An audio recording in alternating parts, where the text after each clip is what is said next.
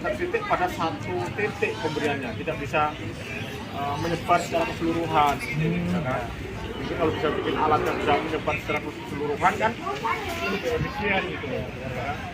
Kalau ini ada ikan-ikan tertentu yang memang pas nih hanya satu titik, namanya untuk ikan mas atau ikan apa ya, ikan nila kan satu titik.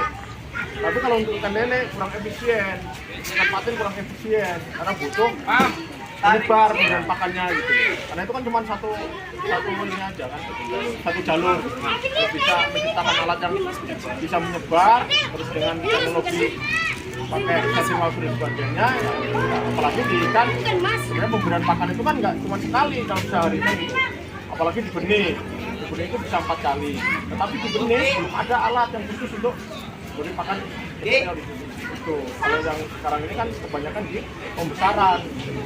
Kalau di benih itu bisa sehari kan bisa 4 kali 6 kali gitu. Tapi kalau di pembesaran paling cuma sehari 2 kali atau maksimal 3 kali kan.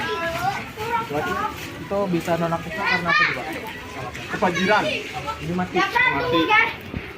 Oh, jadi minusnya nggak bisa kena air tuh Pak? Gimana? Ya dulu sebenarnya pas kebanjiran nggak diselamatkan, pokoknya nggak langsung karena memang itu tadi secara penggunaannya itu kita produksinya lele tapi pakai itu gitu. Jadi secara ini ikannya kurang seragam pertumbuhannya gitu. Dapat 1, diajak foto terus itu kamu dapat 3 dapat 1. Mungkin yang saya tanyakan alat itu kan hanya waktu atau jumlah ketika keluar dari situ, umpamanya kita isi nih, umpamanya 30 kilo, ya kan? Oh kita mau setting nih sekali pakan sekilo bisa nggak? Bisa Pak. Bisa dari itu nanti bisa dia sistemnya itu dari kontrol jarak jauh bisa Pak. Jadi Ya artinya gini, kita nggak perlu menaruh, oh ini sekilo, terus nanti kita hidupin 4 jam kemudian habis, bukan gitu. Ini langsung 30 kilo set.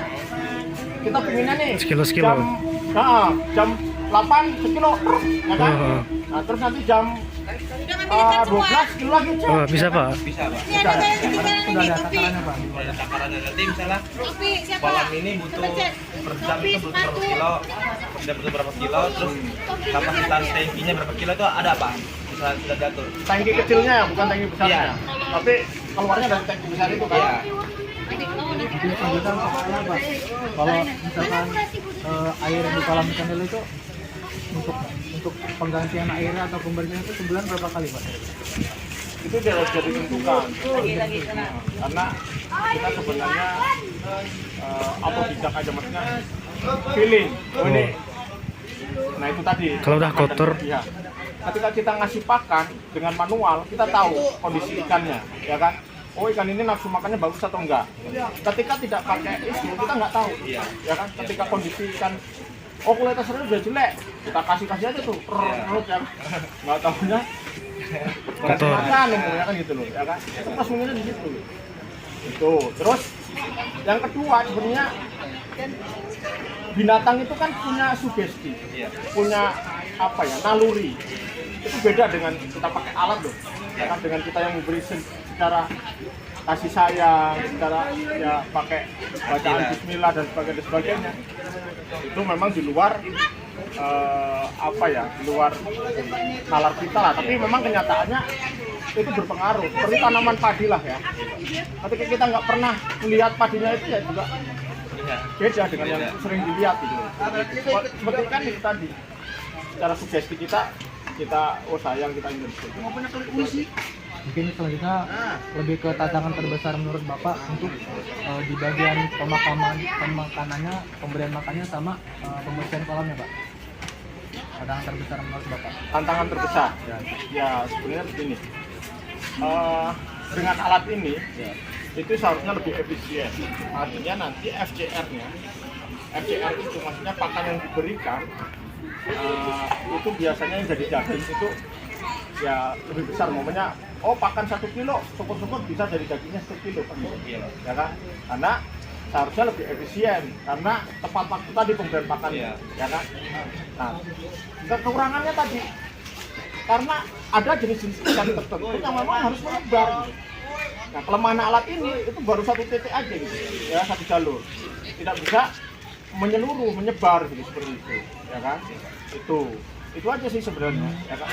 Karena sebenarnya, ya yang kedua tantangan berikutnya ini kan pakai listrik nih, ya kan? Nah, sedangkan di kita, ya kan? Ketika ada teknologi, ketika kita jual ikan, oh ini pakai teknologi, ini enggak. Itu di pasaran sama saja gitu loh. Oh iya ya. Nah, ini kan menambah kos kan gitu loh. Kalaupun memang ketika kita pakai tenaga kerja pun ya bayar juga, tetapi rata-rata di kolam itu kan tenaga sampingan, belum secara profesional kita pakai bayar tenaga kerja khusus pakan tuh, kecuali ditambak, tambak udang dan sebagainya, ya kan. Kalau di kolam air tawar kan rata-rata usaha rumahan, ya kan, sehingganya itu tadi hanya untuk sampingan. Ketika ini pakai colokan mesin dan sebagainya, berapa nih kos yang kita biaya yang dikeluarkan untuk satu unit ini? Nah, sampai 300 atau 500 ribu enggak kan dia? Berapa watt ya kan? Nah, termasuk ketika tidak dipakai apakah dia otomatis mati? Ya kan? Oh, iya. Nah, itu perlu diingat lagi. Ketika nggak dipakai ini mati, bisa otomatis tek, ya kan? Ketika ini saran ke kalian, ketika akan menghidupkan langsung bisa hidup sendiri umpamanya. Nah, itu kan lebih menghemat dari listrik tadi seperti itu. Karena harga listrik sekarang sudah luar biasa. Sedangkan harga di pasar antara yang memakai auto feeder ini dan sebagainya dengan yang manual harganya sama saja kan gitu. Oke, kalau ditambah saya bilang bisa berulang-ulang ya seperti itu gitu. Karena ditambah kan itu memang sudah profesional, ditambah ini panen sekian ton. Kalau di air tawar rata-rata pekerjaan rumahan lagi. Itu aja sih. Mungkin sekian sih Pak. Jadi mungkin kami alhamdulillah dapat gambaran lah Pak. Mungkin bisa aja untuk memberikan inovasi lebih lanjut terkait yang ada ataupun membuat yang baru. Terus kalau ini saran saya yang selanjutnya, bisa nggak bikin alat ya, dalam satu kolam itu kita bisa deteksi ya kan berapa jumlah ikan yang ada di sini. Oh ya. Nah, jumlah ikan selama ini kita kan nggak tahu ikan yang mati, ikan yang dicolong orang dan sebagainya. Kalau bisa punya teknologi jebret ya kan, oh jumlah ikan di sini cet, wow pokoknya kita tebar 1000 nih berjalan sebulan, begitu pakai alat itu oh tinggal 800, oh, berarti kita bisa ngukur kemampuan pakan ini tadi kan gitu ya kan. Selama ini belum ada, termasuk kalau saya jual benih ya kan harus ngitung manual. Kalaupun nggak manual pakai sampling ya kan, itu biasanya nggak akurat gitu. Kalau ada alat, oh ini satu baskom, cet alat itu kan muncul, oh jumlahnya 500, nah itu lebih bagus tuh, nanti lebih laku itu dijual ya kan. Nggak cuman auto feeder ini kan sudah diciptakan sama pabrikan ya kan, ngapain kamu harus ini kan gitu ya kan.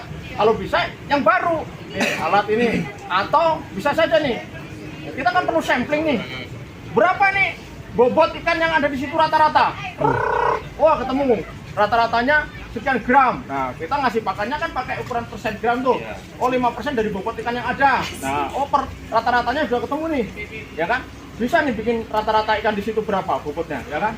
Itu hebat betul. Ya, itu baru tadi tuh Pak. pertama jumlah, bobot, kalau bisa ukuran, oh panjangnya sekian ya, ya kan. Mantep. Terima kasih Pak.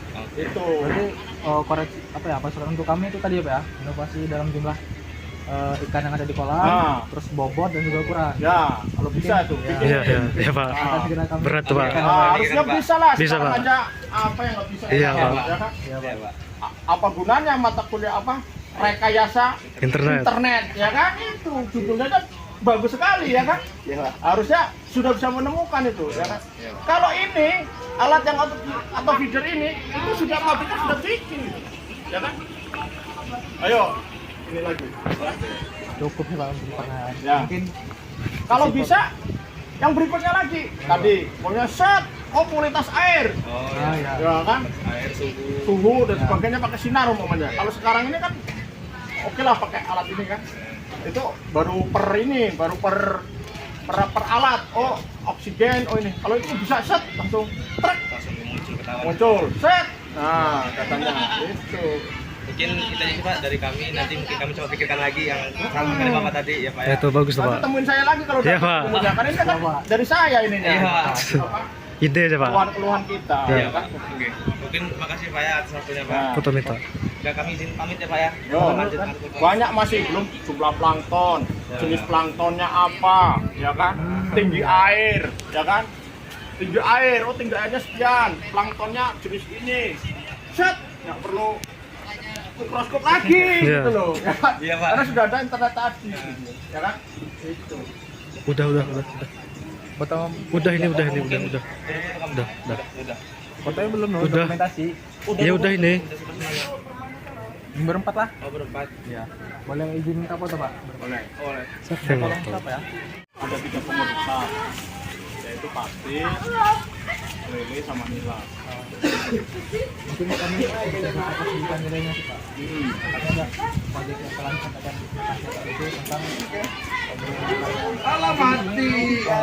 bisa untuk pemberian makannya kan masih manual gitu Pak. Masih manual, ya, karena memang sebenarnya kita buat alat, ya kan? Itu alatnya. Ini sudah rusak, namanya autofeeder. Jadi memang kalau memang bisa diperbaiki, silakan diperbaiki. Ini kan, nah, Nasi gulung Mas Jen. Untuk teknik kerjanya itu gimana Pak? dulu sudah pakai sensor ini, ya kan? Kita tentukan waktunya kapan, dia akan keluar sendiri, ya kan? Nah, cuma itu sendiri, karena itu kan dari epicery, ya, dari produk epicery, produk pembiayaan makan. Nah, sebenarnya plus minus ya, ada itu. Ya, plusnya artinya bisa disetting waktu, apapun kita nggak perlu tenaga dan sebagainya lah. Ya.